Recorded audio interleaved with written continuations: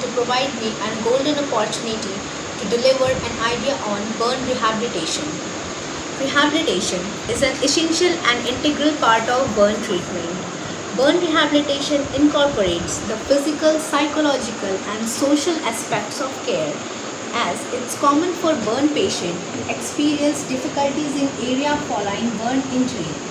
Burn can leave a patient with severely debilitating and deforming contractures, which leads to significant disability when left untreated.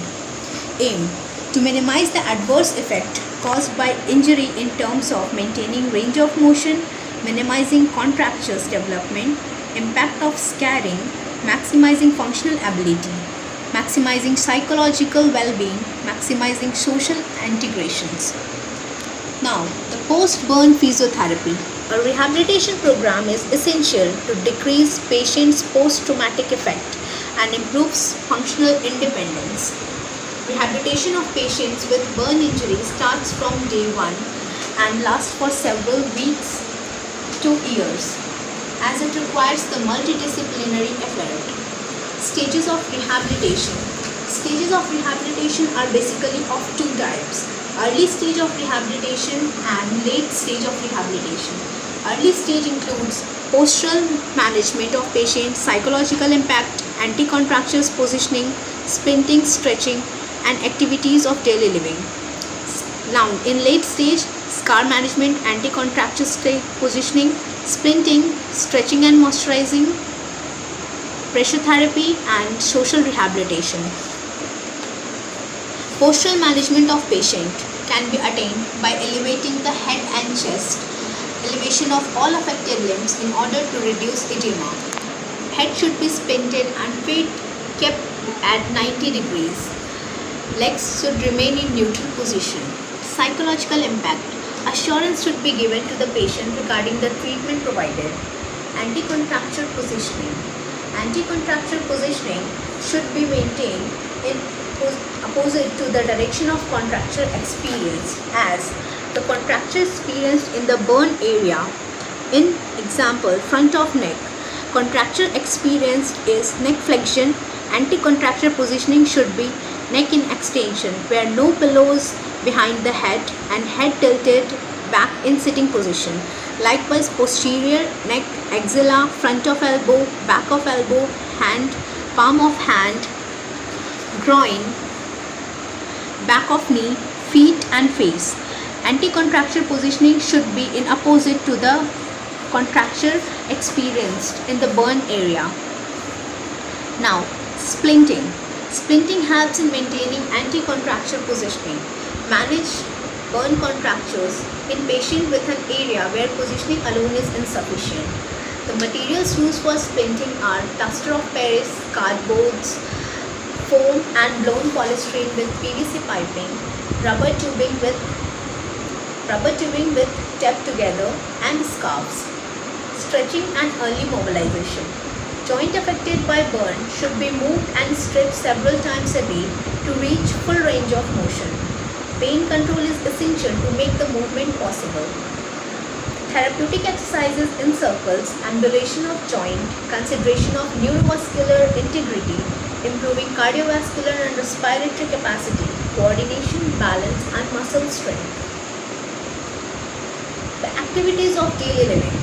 As the activities of daily living includes feeding, toileting, grooming, dressing, and vocational skills. These activities should be involved in patients' areas, as the activity increases self-reluctance of patient to actively participate in their rehabilitation program. Increase self-esteem, self-worth, sense of independence, lead to motivational level and desires to improve. Late stage of rehabilitation. As the patient experiences psychological difficulties in the form of depression, anger and anxiety, feeling of loss. Scar management. Hypertrophic scarring is common in burn injury and may causes significant functional and cosmetic impairment. As hypertrophic scarring is a cutaneous condition characterized by the accumulation of collagen fibers, which leads to scar. The symptoms of scars are itching, dryness, and lack of pliability and flexibility. Most active for first 4 to 6 months of healing. Second is anti-contracture positioning. Third, splinting, as we discussed earlier. Now, on the fourth topic is stretching and exercise. If burn is close or over a joint, it must be stretched to avoid loss of range of motion and to prevent post-contracture developing.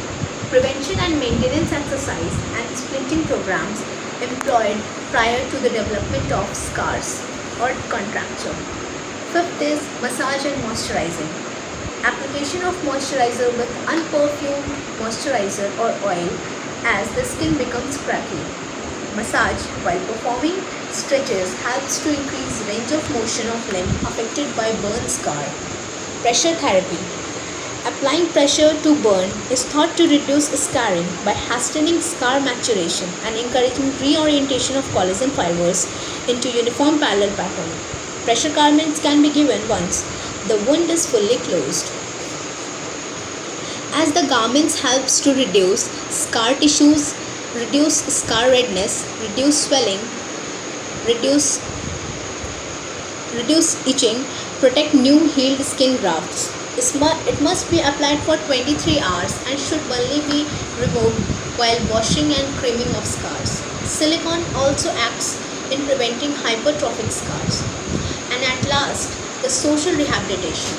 As the patient feel isolated and alone, they find it difficult to integrate with the society because of the visible burn scars. So the patient should be encouraged in order to re-establish their normal life. And the patient, as the treatment is lengthy, which involves the multidisciplinary teams of professionals, so the patient must be handled with care and comfort. Thank you.